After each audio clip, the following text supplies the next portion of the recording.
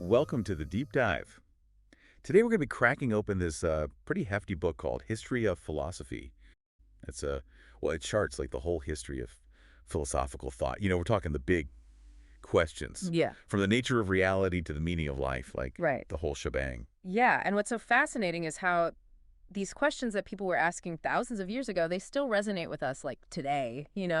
Totally. So think of this deep dive as like a crash course Yeah, in how people have thought about philosophy over time. right. We'll uncover how philosophers have wrestled with these big questions and how like their approaches evolved. Yeah, Are you ready to get your mind blown by some like seriously thought-provoking ideas? I think so. Let's dive in. Okay. Our journey begins in ancient Greece, Okay.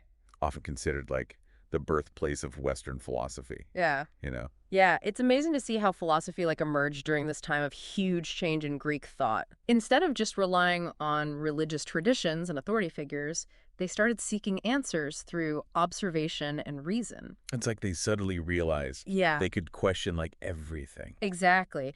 And some of the earliest philosophers like Thales and Anaximander and Anaximenes, they were obsessed with understanding the fundamental nature of the universe. Hmm. They wanted to know what it was made of, how it changed, Yeah. and what the basic building blocks of reality were. Okay, so instead of attributing everything to like the whims of the gods, Right. they were looking for like natural explanations. Precisely. And they often focused on basic elements like water or air. Mhm. Thales, for instance, believed that water was the fundamental principle of everything. So everything's just like fancy water. Right. That's a pretty bold claim. It might seem simplistic now, but it was a radical shift in thinking at the time. Yeah. They were moving away from those mythological explanations and trying to understand the world through observation and logic. Hmm. And this quest to find the one fundamental substance, like the urch, as they called it, Okay. this led to some really interesting debates. Oh, really? Yeah, so for instance, the Eleatics,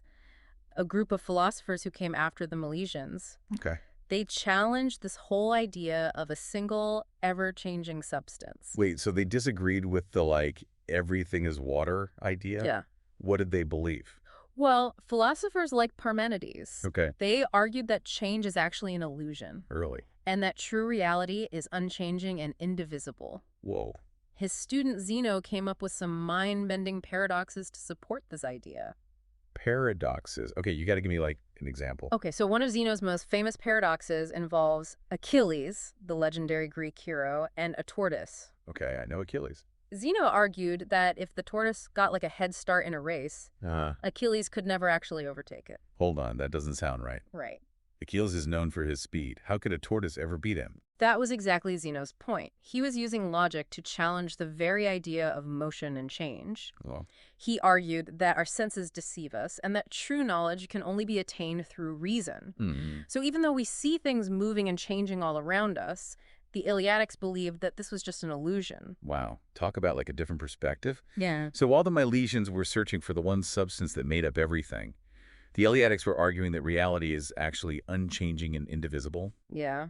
Those are some pretty like heady concepts. Yeah. How did these conflicting views like shape the development of philosophy? These early debates laid the groundwork for centuries of philosophical discussion about the nature of reality, knowledge, and change. Wow. They forced philosophers to consider the limits of human perception and the power of reason in understanding the world. Okay. And believe it or not, these ideas still have a profound impact on how we think about the world today. Oh, really? Yeah, for example, Zeno's paradoxes. While seemingly absurd, they raised important questions about the nature of infinity and continuity, questions that mathematicians and physicists are still grappling with. It's incredible to think how these ideas conceived thousands of years ago still continue to challenge and inspire us. Yeah, But wait, there's more to the story. there is. While the Milesians and Eleatics were duking it out over the nature of reality, another group of philosophers emerged, the pluralists. Right. The pluralists, as their name, suggests they believed that reality was composed of multiple fundamental elements, not just one. Right. Empedocles, for instance, proposed four: earth, air, fire, and water. Those are the classical elements. Yeah. I remember learning about those in school. Exactly. And these elements weren't just abstract concepts. The pluralists believed that they interacted with each other in various ways to create the diversity we see in the world. So it wasn't just about finding the one fundamental substance, but understanding how different elements could combine and interact Right. to create like the complexity of the universe. Yeah, that's right. And this idea of multiple fundamental elements influencing each other had a lasting impact, not just on philosophy, but on science as well. It's amazing how these early philosophical inquiries kind of paved the way for future scientific discoveries. Yeah. It seems like the ancient Greeks were kind of obsessed with understanding the nature of reality, Yeah. but their focus wasn't just limited to like the cosmos, right? Right. They were also deeply interested in human affairs. Absolutely. Around the 5th century BC, a significant shift took place in Greek thought. Oh, really? Yeah, so events like the Persian Wars, which saw the Greek city-states uniting against a common enemy, had a profound impact on philosophical thinking. Hmm. There was this growing focus on human affairs, morality, Yeah. and the nature of society. So it's like their philosophical lens zoomed in from the cosmos to the human experience. Precisely. And this shift in focus is where we encounter the sophists, Okay. a group of traveling teachers who emphasize the relativity of truth and knowledge. Relativity. So are we talking Einstein here? Not quite. The sophists weren't talking about physics, but rather about the idea that truth is subjective and depends on individual perception and cultural context. Okay. They were masters of rhetoric and argumentation, and they believed that persuasion rather than absolute truth was the key to success in life. So instead of searching for universal truths, they focused on like the power of language and persuasion. Yeah. That's quite a departure from the philosophers we've discussed so far. It was a controversial approach. Yeah. Yeah, some people saw the sophists as dangerous, undermining traditional values and promoting skepticism. Okay. But others admired their, intellectual prowess and their ability to challenge conventional thinking. And their emphasis on rhetoric and argumentation had a lasting impact on fields like law, politics, and education. Oh, yeah. Think about it, even today, the ability to articulate your ideas persuasively is essential in many aspects of life. You're right. The sophist legacy lives on in our modern world. Yeah. But their focus on the relativity of truth also sparked a backlash, right? Yes, it did. This is where we encounter one of the most iconic figures in the history of philosophy, Socrates. Socrates, the philosopher who claimed to know nothing. Right. I'm intrigued. Tell me more. So Socrates was a fascinating and enigmatic figure. Okay. He challenged the sophists' relativism and argued that there were universal principles and definitions that could be discovered through reason and dialogue. So instead of just accepting that truth is relative, Yeah. Socrates was seeking absolute truth Yeah, through rigorous questioning and debate. exactly. He was famous for his Socratic method, a way of asking probing questions to expose inconsistencies in people's beliefs Oh, wow. and lead them to deeper understanding. Okay. Even though Socrates claimed to know nothing, he believed that knowledge was virtue, that understanding ourselves and the world around us was essential for living a good life. His approach sounds incredibly relevant even today. Yeah. We're constantly bombarded with information and opinions. Yeah. And Socrates' emphasis on critical thinking and self-examination feels more important than ever. I agree. Socrates didn't leave behind any written works. Oh, really? But his ideas had a profound impact on his students, especially Plato, who went on to become one of the most influential philosophers of all time. Plato. Now we're talking. He's the one with the theory of forms, right? Yes. Plato expanded on Socrates' ideas and developed his theory of form, Okay. which proposes that true reality exists in a separate realm of perfect and unchanging concepts. Wait, so there's a secret world of perfect ideas floating around out there. What exactly are these forms? Think about it this way. Have you ever seen a perfectly straight line in the real world? No, not really. Or a perfectly circular circle? Everything in the physical world seems a bit imperfect. Exactly. Plato would say that's because the perfect forms of a line or a circle exist only in the realm of forms. Okay. He saw the physical world as a kind of shadow or imperfect copy of this higher realm. Oh. The forms like justice, beauty, or truth, they're eternal and unchanging, and they serve as blueprints for everything we experience in the physical world. So Plato believed that these forms are more real than the physical objects we see around us. That's a pretty mind-blowing concept. How did he think we could access these forms if they exist in a separate realm? Plato believed we access the forms through reason and contemplation, not through our senses, which can deceive us. Okay. To illustrate this idea, he used the famous allegory of the cave. Oh, okay. I've heard of this allegory. It's about prisoners trapped in a cave. Yes. Imagine prisoners chained in a cave their whole lives, facing a blank wall. Okay. All they can see are shadows projected on the wall by objects passing in front of a fire behind them. Uh-huh. They mistake these shadows for reality. Right. But then one prisoner escapes. Ooh, dramatic twist. What happens to the escaped prisoner? He's initially blinded by the light of the outside world, Yeah? but gradually he adjusts and sees the world as it truly is. He sees the forms. Right. The escaped prisoner represents the philosopher. Who, through reason and contemplation, breaks free from the illusions of the physical world and glimpses the true reality of the forms. That's an incredible analogy. It's like saying that we're all trapped in a cave of our own limited perceptions, and philosophy helps us to, escape and see the world in a new light. That's a great way to put it.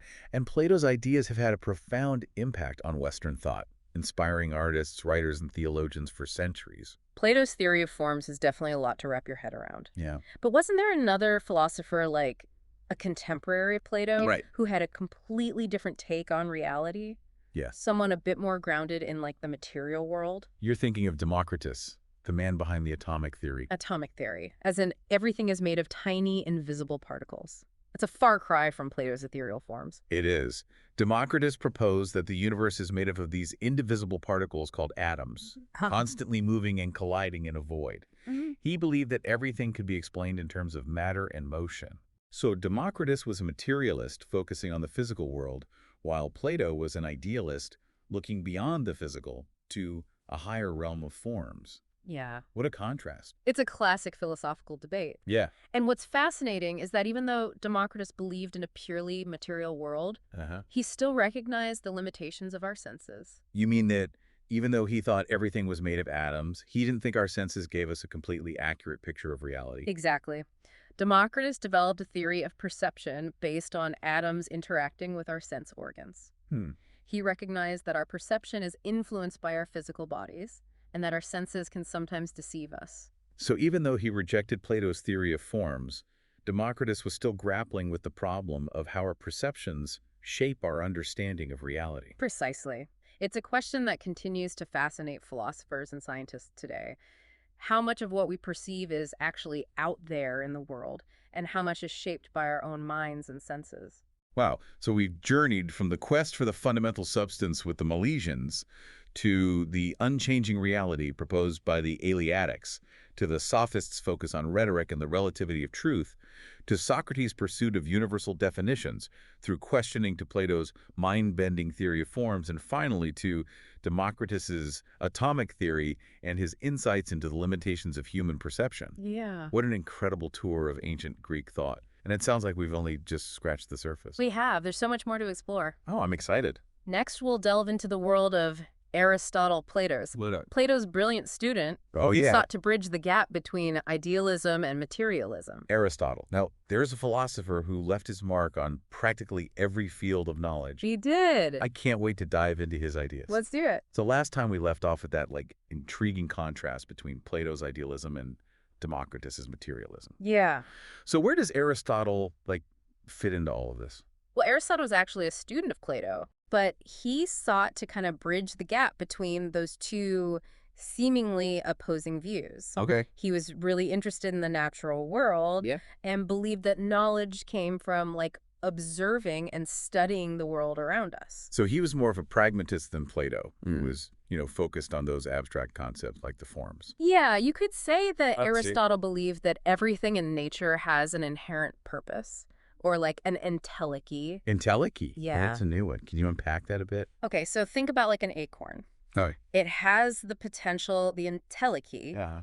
to become a mighty oak tree. Right. That potential is inherent within it and guides its development. Yeah. And Aristotle applied this concept not just to the natural world, Uh-huh. but to human beings as well. Oh, okay. He believed that we too have an entelechy, a purpose that we strive to fulfill. So for Aristotle, understanding the world meant understanding the purpose behind things, Yeah. both in nature and in human life. Exactly. And this teleological view, as it's called, had a huge impact on Western thought, particularly in fields like biology and ethics.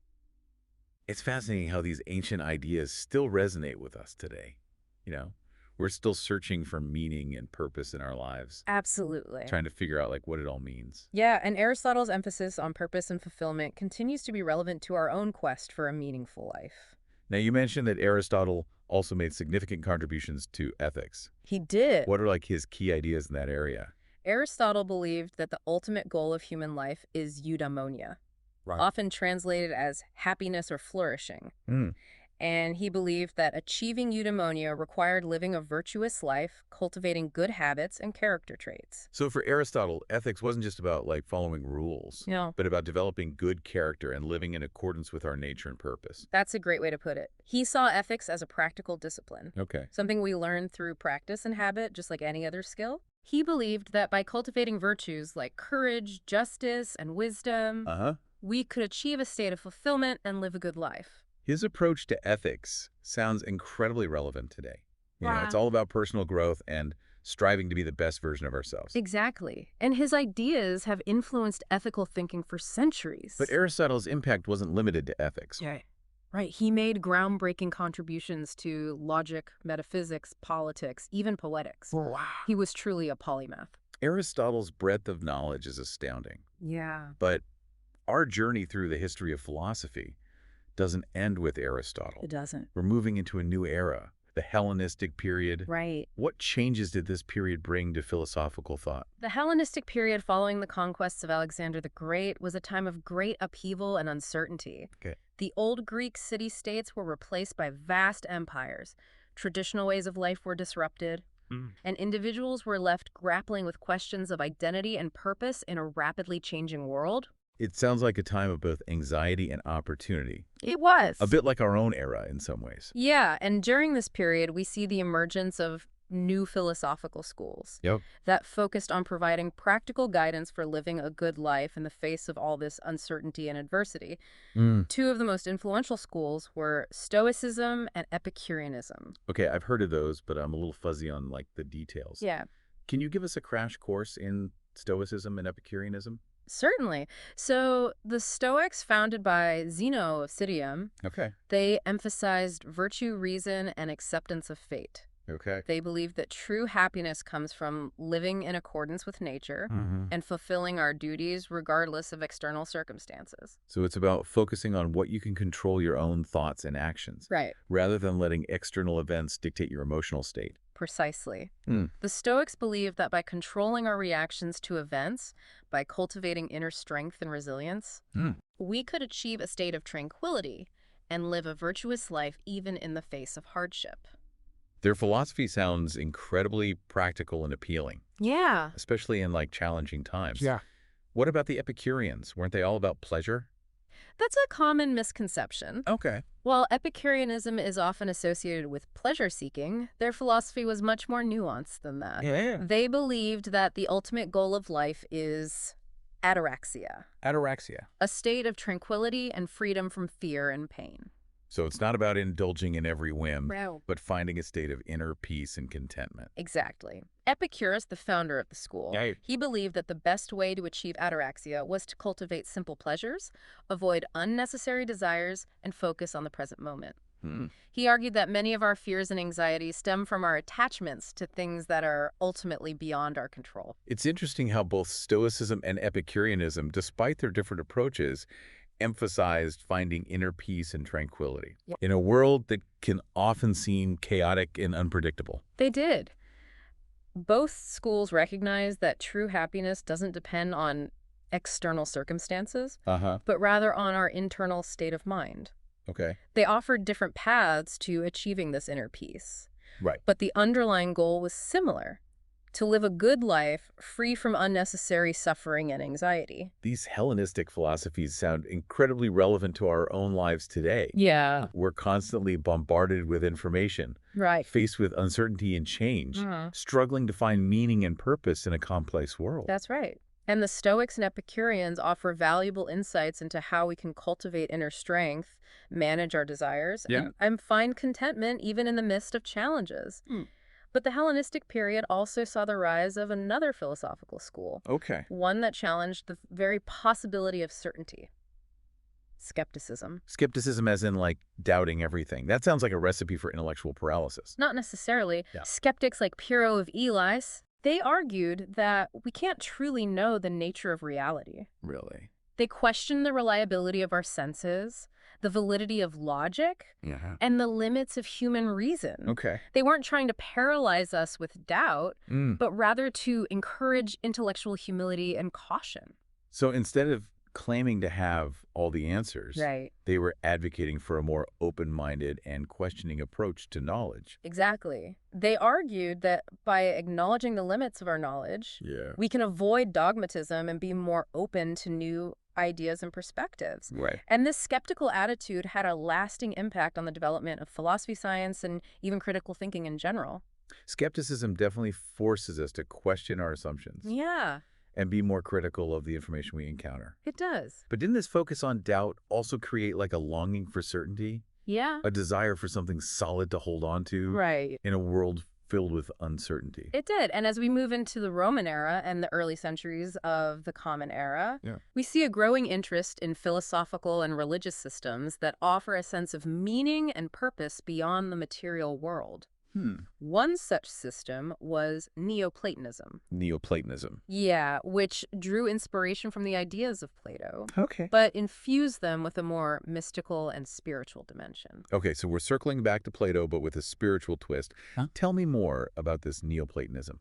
Neoplatonists, like Plotinus, they envisioned a hierarchy of being emanating from a single divine source, Okay. which they called the One. The One. They saw the material world as a distant and imperfect reflection of this divine realm, much like Plato's theory of forms. So for Neoplatonists, true reality wasn't found in the material world, Right. but in a higher spiritual realm. Exactly. And they believed that the goal of human life was to achieve union with the One, to transcend the limitations of our material existence and experience the divine. Their ideas sound almost mystical. Yeah. How did Neoplatonism influence the development of philosophical thought? Neoplatonism had a profound impact not only on philosophy, but also on religion. Yeah. Its emphasis on spiritual experience, the transcendent realm, and the pursuit of union with the divine. It resonated with many people seeking meaning and purpose beyond the material world.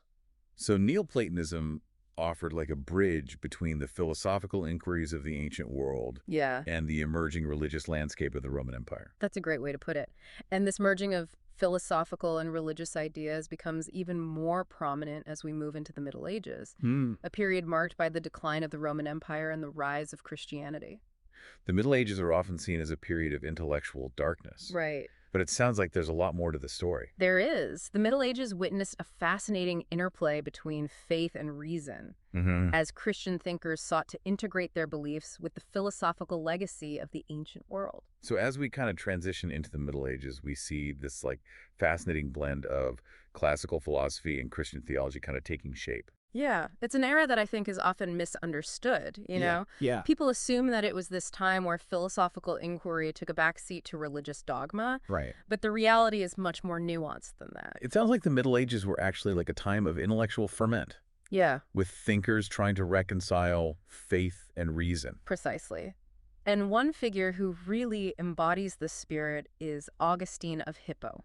Okay, Augustine. He drew heavily on Neoplatonism to interpret Christian doctrines, but he also grappled with questions about free will, the nature of evil, the relationship between God and humanity. So Augustine wasn't just like blindly accepting religious teachings. Right. He was using the tools of philosophy to try to understand them more deeply. Exactly. He wrestled with some really profound theological and philosophical questions, Yeah. and his writings had a lasting impact on Christian thought. Augustine's work is like a testament to the enduring power of philosophical inquiry, even within a religious context. Yeah, It shows that faith and reason aren't necessarily opposed, right. but can actually like complement each other. I agree. And this idea of using reason to illuminate faith It kind of reached its peak during the scholastic movement of the 12th and 13th centuries. Scholasticism that brings to mind like images of monks huddled in these dimly lit libraries, Yeah. poring over ancient texts. It's a very vivid image. Yeah. And while there's some truth to that, scholasticism was much more than just rehashing old ideas. Oh, okay. Scholastic thinkers like Thomas Aquinas, Okay.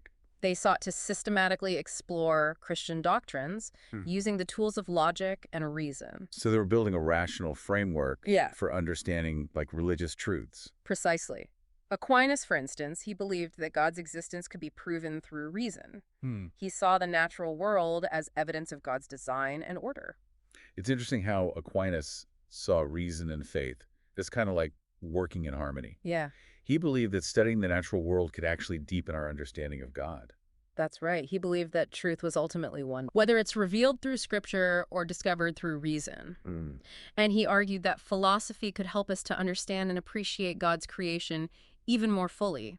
But even within scholasticism, there were different perspectives and approaches. Absolutely. John Duns Scotus, a Franciscan philosopher, Scotus. yeah, he challenged some of Aquinas' key ideas. Really? While Aquinas emphasized the role of reason in understanding God, Scotus emphasized the primacy of God's will.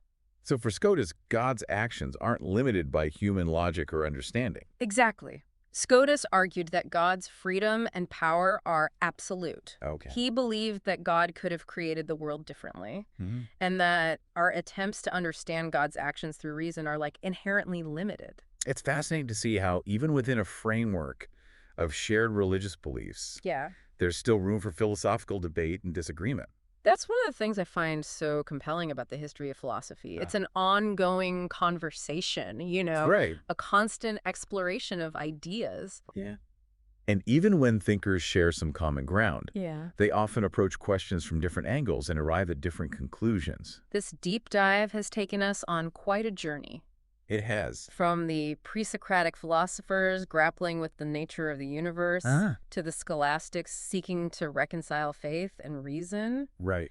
What are some of the key takeaways you'd want our listeners to ponder? Well, first, I think it's important to recognize the incredible diversity of thought Yeah. within the history of philosophy. Yeah. There's no single right answer to these big questions. Mm-hmm. And even thinkers who seemingly disagree, Yeah. they often share common concerns and insights. Right. It's not about finding the one definitive answer, No. but about engaging in the process of inquiry itself. Exactly. And second, I think this deep dive has really highlighted the enduring power of philosophical questions. Yeah. It's questions that these thinkers wrestled with Uh-huh. about reality, knowledge, ethics, the meaning of life. They're still relevant to us today. They're not just like abstract academic puzzles, Right. but fundamental questions that go to the heart of what it means to be human. Precisely. And finally, I hope that this deep dive has inspired you to continue exploring these questions on your own. Yeah. Read more about the philosophers who intrigued you. Think critically about the ideas we've discussed. And don't be afraid to challenge your own assumptions and beliefs. This journey through the history of philosophy has been both mind-expanding and inspiring. It has. It's shown us that the quest for knowledge is an ongoing adventure, Yeah, and that even ideas from centuries ago can still speak to us today. absolutely. It's been a pleasure sharing this deep dive with you. Likewise. And to our listener out there, we hope this has sparked your curiosity and encouraged you to delve deeper into the fascinating world of philosophy. Yeah. Keep questioning, keep exploring, and keep those minds engaged. Yes. Until next time, happy thinking.